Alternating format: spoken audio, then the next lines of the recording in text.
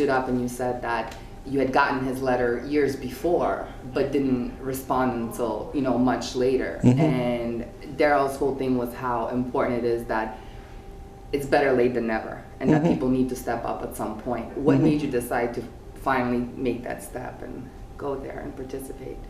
Calvin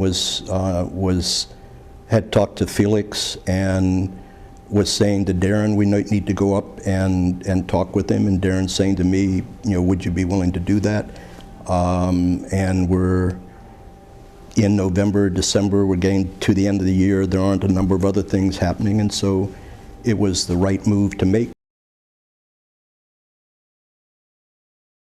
was very needed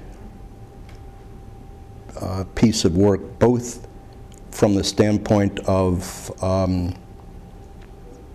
people who are in prison who have relationships with young men and women in our community that are trying to figure out how to move forward with their lives. And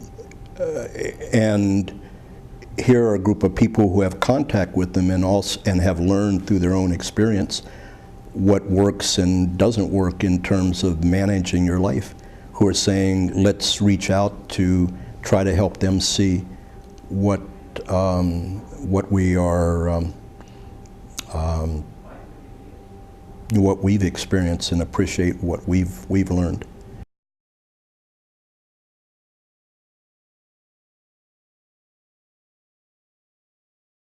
It's a hard issue. It's hard to talk about the issue of the resistance to change in a way that can really be clear to people, because we tend to think about resistance being a product of certain individuals and their attitudes, and we don't think about the cultural underpinnings of the institutional resistance. Well, they're trying to silence him for probably three reasons.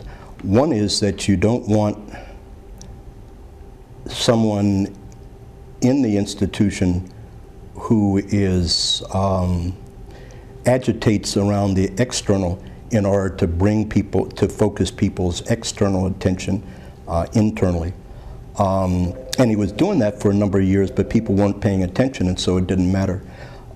Two, you don't want someone instituting action that will make it harder for you to control those on the inside, because it's, you know, your objective is control. And the reality is that if you allow some people to have control who are not operating on your team, then you have lost control. And that's the last thing. Once you've lost control, as far as you're concerned, you're dead. That is, you could, you know, that for them,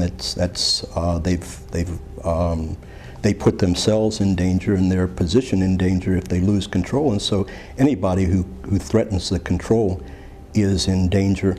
With Darrell, what you have to say is that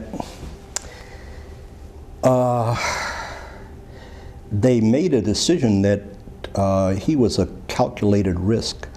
That is, that they didn't do much to him during the first 6 years. I mean, they did stuff to him, but they didn't make any move to move him, et cetera, during the first 6 years, from 2000 to 2006, when he was writing the letters. And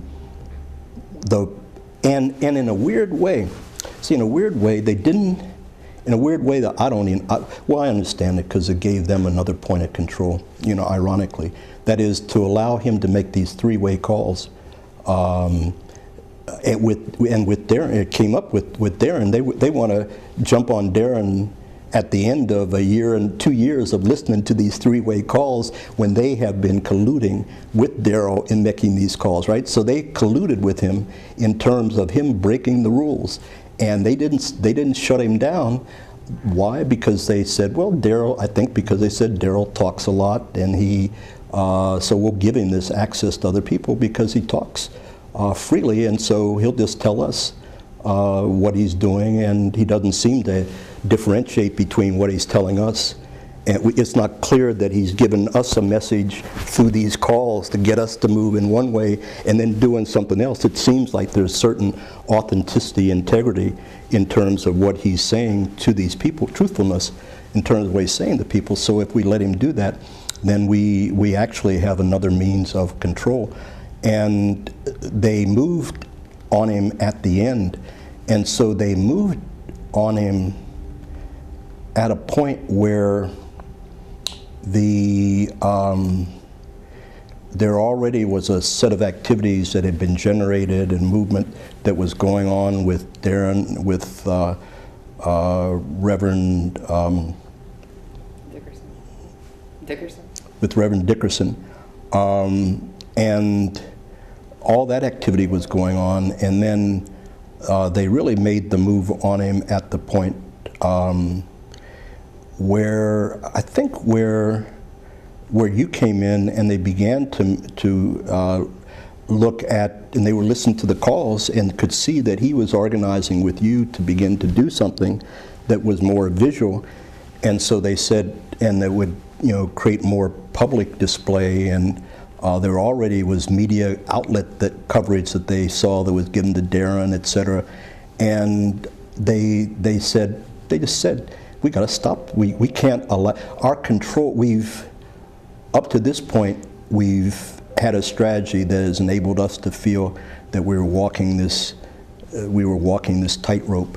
But now, based on the calls, what we're hearing, we have to shut this. We have to take control back.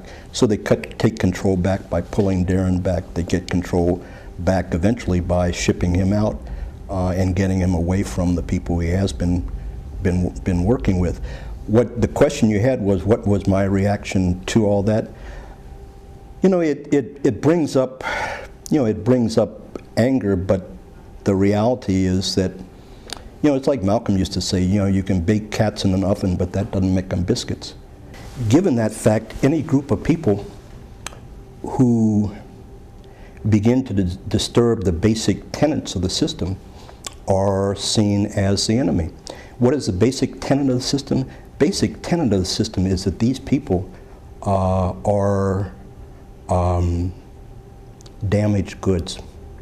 They either are just inferior because of race and they just can't think that well. They have mental problems. They're just incorrigible in terms of their attitudes, and so and then they bring in a group of white working class guards in these towns where they put these populations who already have stereotypical attitudes toward them, and so you put these two populations together, which makes sense from the oligarchy because you get the poor to control the poor, and you figure the poor will do a stronger job.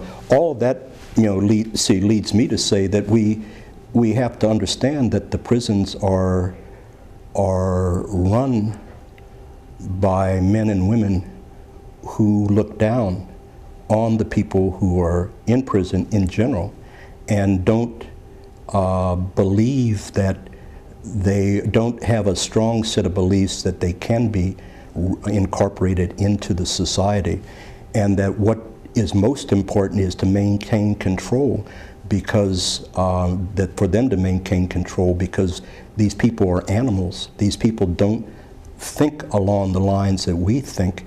Some might be capable, others might not be capable, but it doesn't matter.